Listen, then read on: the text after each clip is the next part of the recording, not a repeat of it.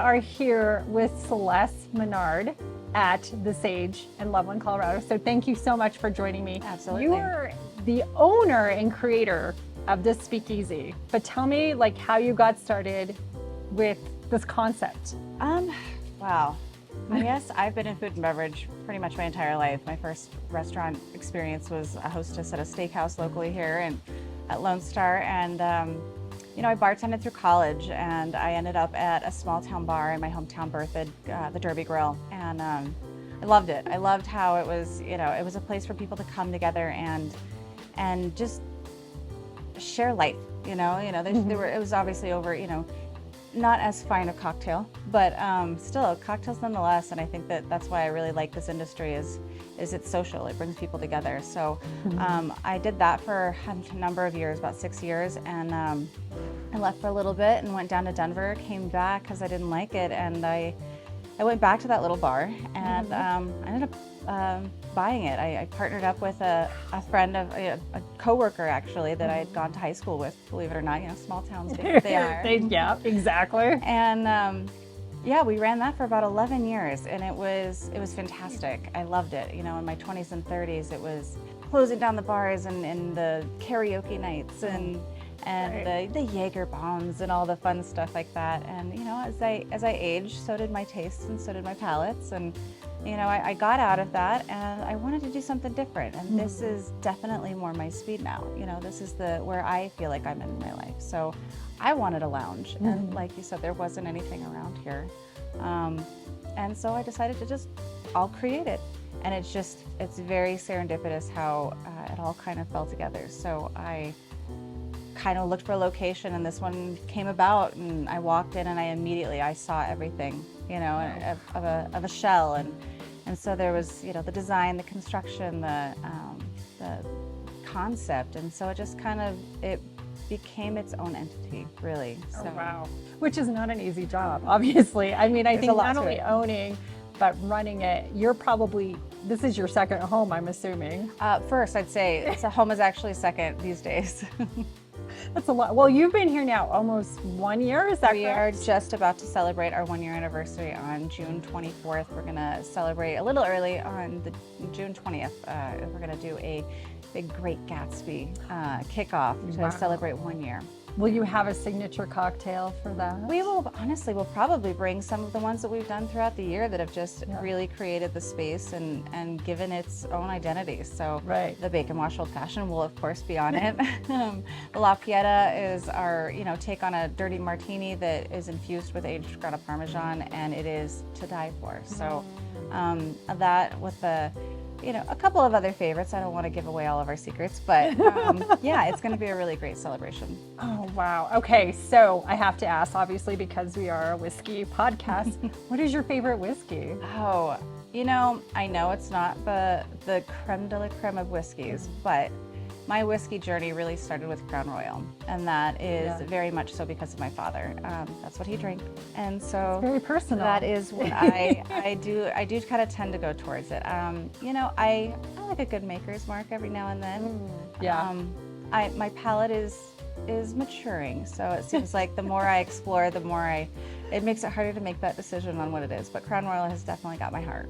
Well, and I can imagine too that a lot of people who are selling whiskey in Colorado are approaching you or other people and saying, hey, I want you to promote our whiskey and try it too. Always. So I'm sure it's again one of those scenarios where you're like, okay, I guess I have to try it. And it's not I have to. It's nice to be able to try new things and everyone's just so creative. I mean, there's a million minds out there that it's nice to see what people come up with. Let me back up really quick. How did you get the name The Sage? A midlife crisis while I was staging my home. Between selling my old business and having the world as my oyster, as my father would say, so you can do anything you want, the world's your oyster. And I'm like, the world's my oyster.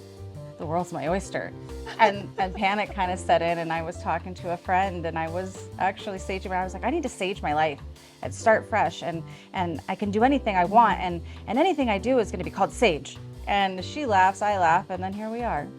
I love that. And I love actually it was connected to a midlife crisis. It was a little. Which doesn't, I mean, you're not midlife, in my opinion. Anybody in food and beverage knows that they happen. They happen. That's what fair. walk-ins are for. Oh my gosh. Is that for crying or? Take your pick. I love it. Dealer's choice.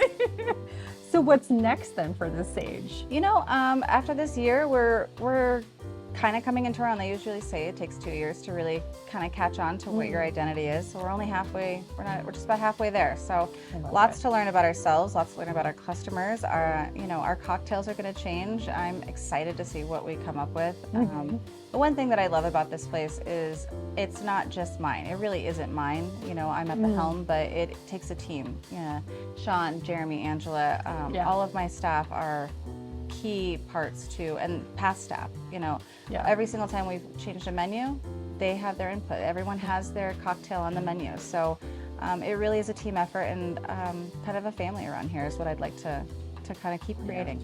I love that. I truly, when I have been in here, I feel like I get the royal treatment, which is amazing. I mean, you come into a place and you hope that it's fun and inviting, but I do feel like people come around and talk to you too. And I think that's unique. So they tell you about the craft, they tell you stories. They do kind of bring you in and make you become family too, I feel. The drink almost becomes a side note. Right. The conversation and the connection with people are really what, you know, that's why we're sitting here. We got to chit-chatting and talking and you know, you get a good vibe off of somebody and you want to continue that. So, and that's what community is. And that's what I love about this industry is it really does bring people together. I agree. And it's interesting.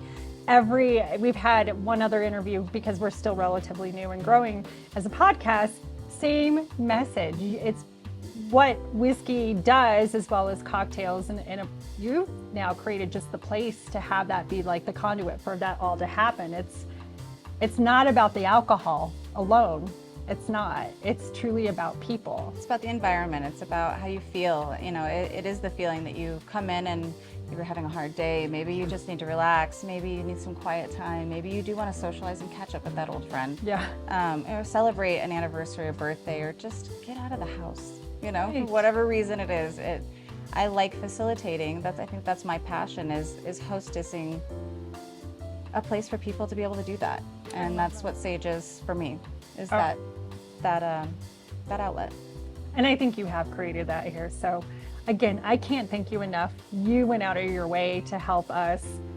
But more importantly, this is truly beautiful. It's a beautiful place. If you have the opportunity, truly just come here. You will not regret it. Loveland is a great town as it is. I think you've made mention of that you like being here, and I do believe that you're going to get treated like family while you're here. On top of it, you're going to enjoy a really good cocktail or two, maybe three. So thank you, Celeste. Here's to you, and thank you from Hope and Whiskey. Cheers. Cheers. Cheers.